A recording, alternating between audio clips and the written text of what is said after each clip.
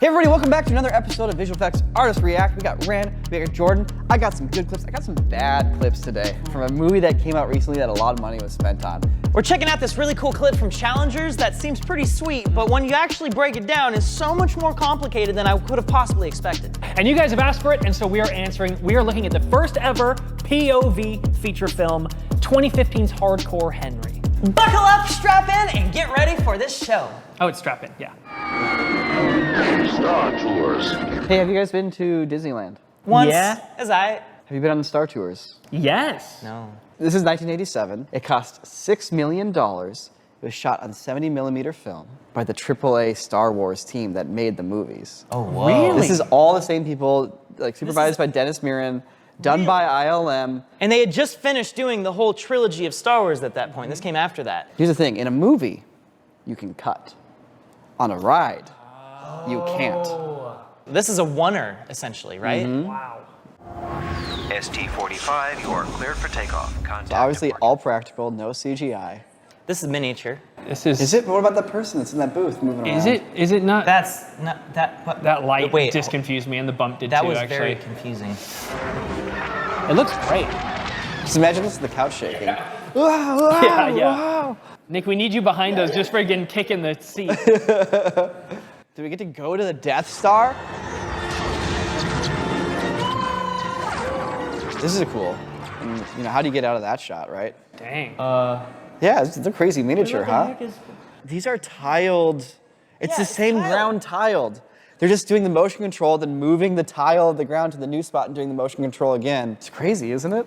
What the heck? The Death Star surface is so well done. Yeah. It's like the way they make just a small model look like it goes on for an infinite expanse of a planet surface.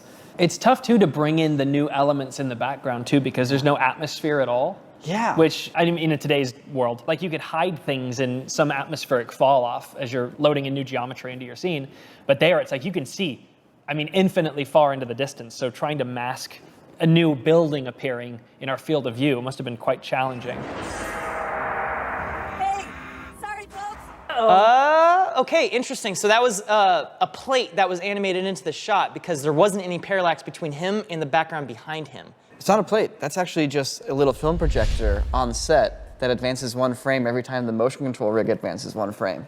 You know what I love is like movies nowadays, I feel like whatever I see, I can contextualize with today's technology and feel like pretty confident about how they're doing something. But the magic still lives for me with all this older stuff. It does. Because like I'm watching this and I really don't even know how they would go about achieving these things in 1987.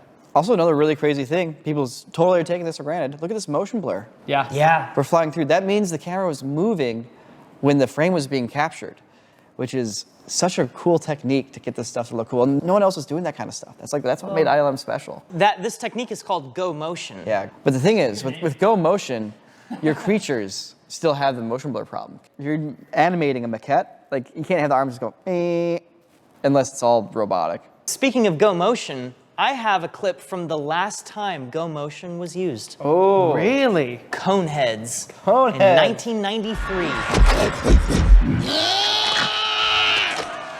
That is Agartha? So I don't fully understand the premise here, other than he's fighting this monster type thing. Yep. Yeah, I mean, look at this. First Looks off, great. a composited shot there. He's in Yeah. it with the stop motion thing in the background. Pretty articulated. You can clearly see the go motion in that shot because the camera's moving so fast. So notice how he is all motion blurred out, but the actual motion of his whole body is very stuttery, like classic stop motion. Because motion blur is just the effect of your camera's effectively opening its eye, your object is moving. By the time the camera closes its eye, your object has moved a certain distance and it just leaves a smear of photon impressions over that distance it's moved. That's motion blur. You can't actually have motion blur with the puppet itself unless the puppet is motorized and able to actually move to that position. While the frame is being, Exactly. captured. You know, I've never dated a girl taller than me before. Subway. Oh, weird. What the heck? That's so funny looking. Play-Doh sandwich. Ambitious. That last bite's real. Yeah, exactly. So I think what she's actually doing is she's got like a single bite of a sandwich and she's holding it out here and pretending to eat it. So she's like, and actually eats the final bite. The sandwich element itself that's like tracked in, I'm pretty sure it's just a still image with the liquefy effect applied. So it's just like being distorted and warped as it goes into her mouth. But at the same time, the compositing of it, like the rotoscoping of her fingers, is actually pretty good. Like the artist who did this is clearly very skilled. Like the animation was refined and refined and refined until they could kind of sell the idea. Because it's also super ambitious and like, you know, it's missing perspective change, it's missing shading and shadows. The dynamics of the bread. Yes, I was gonna say. Like, you know, in real life, the bread tears and rips. Like, you can't get that kind of stuff from just an image, of course. If they would have just taken the sandwich, held it up right there in the spot in front of her face, and just taken a picture of it there, this would look twice as good. You still have the squishy, bendy stuff, but the sandwich would be perfectly matched. Coneheads are cool, but there's another shape of head I like more. That is Squareheads, because this episode is brought to you by Squarespace. Squarespace has a blueprint AI engine that makes sure that what you are trying to communicate with your website is clear and displayed nicely in a clean graphic way across all different kinds of devices. It's not just about communication, it's also about design, and with their Fluid engine, you can rearrange and redesign the website however you see fit. Plus, they have tons of flexible templates to start with. Now, you might be building a website for fun, but you also might be doing it to run a business. And Squarespace offers many different ways to accept payments on their website, whether it's Apple Pay, PayPal, credit cards, or even in some countries, installment plans like Afterpay and ClearPay. Squarespace has been building on this service for years, and it is a very well-developed, very mature website service that's pretty much got you covered for anything you need. So you want to become a Squarehead like me? Head on over to squarespace.com/crew to get 10% off your first website or domain. And yeah, if you're thinking about it, consider doing it through our link because it helps out the channel. Thanks so much. Back to Roundheads react to other people with round heads. Honestly.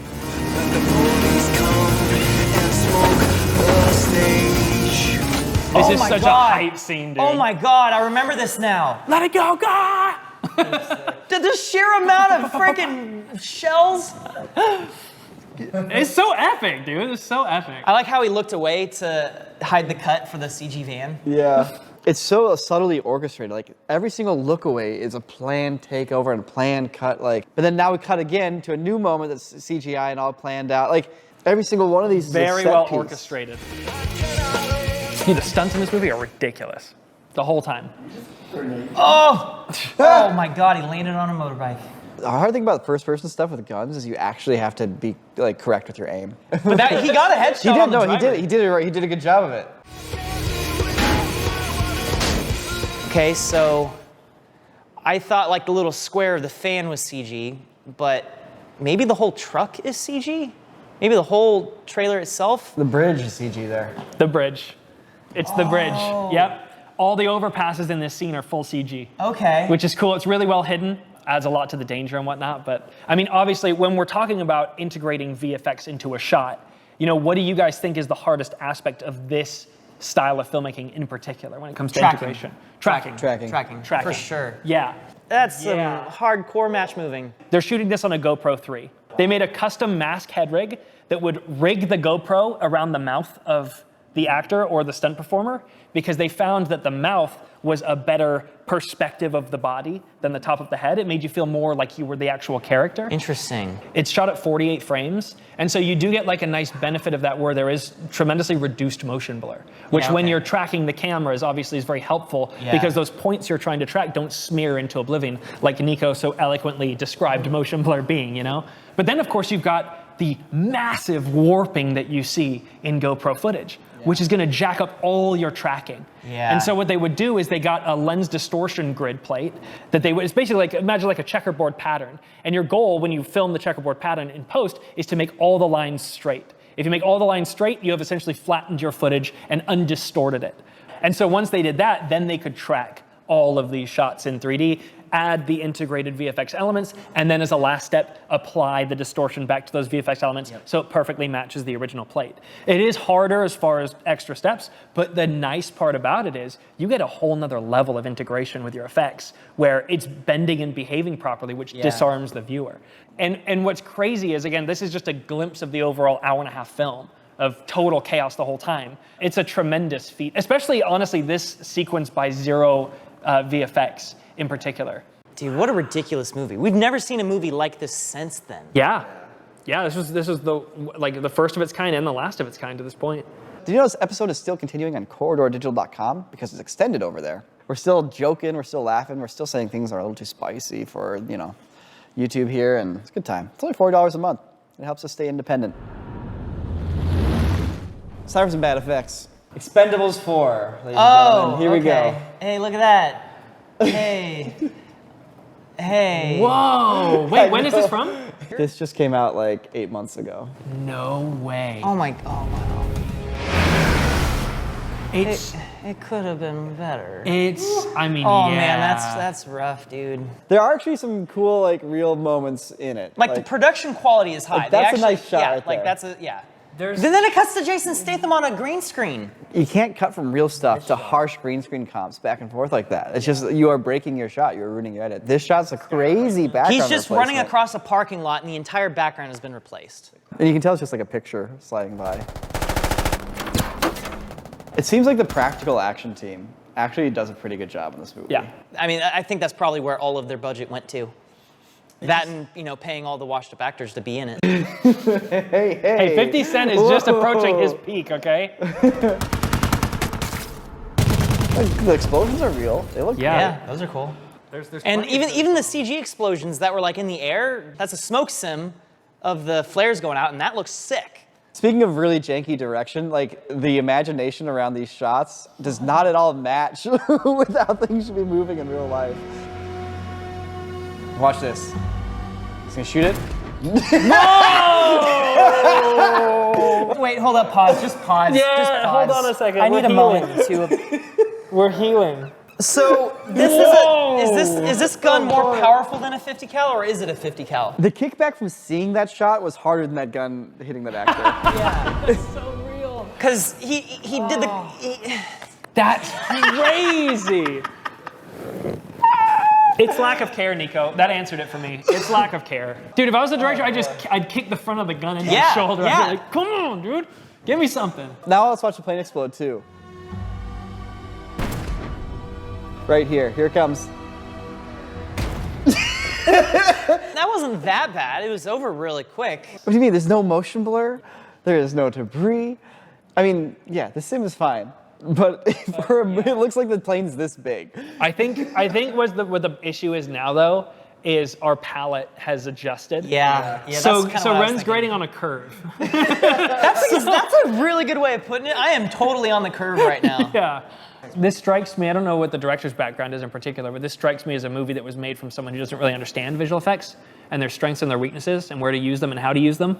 I feel like to be a good filmmaker, you need to understand how you're going to sell your trick. And if you are just this uncaring about it, it's like, why are you making the movie? Yeah. And, you know, maybe just don't be so ambitious. Like, you have some crazy cool shots of cars driving around. And we haven't even talked about that landing sequence from the plane.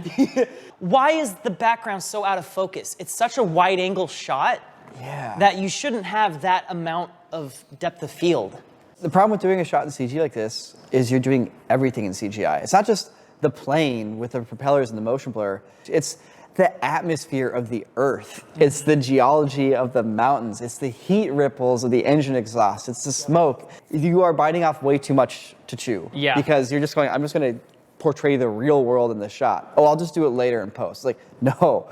If you can't get a picture of it, getting it in post isn't going to be any easier when you have to make it all from scratch. Like, this does feel like Unreal Engine or a 3D renderer with a lot of the things turned off. Because they gotta Because get you it gotta out, render it in dude. like 2 hours and get it out. You gotta get it out of here. Oh, then that shot. That's probably the most egregious one. And like the dimmed highlights of the background. Yeah. And then it cuts to the green screen plates. And we're exposed for the inside of a vehicle on a sunlit day, and the sky is like a deep, kind of darkish blue. Well, that was a fun one. That was fun. That was super fun. Saw some wild stuff. Expendables? That's the worst part of the whole thing. Expendables. Expendables. That just surprised the heck out of me. In case this video wasn't long enough, well, we have another amazing video we just released on the Corridor channel. Clint and myself star in A Quiet Place, but with farts. It's really messed up. You might like it though. Check it out.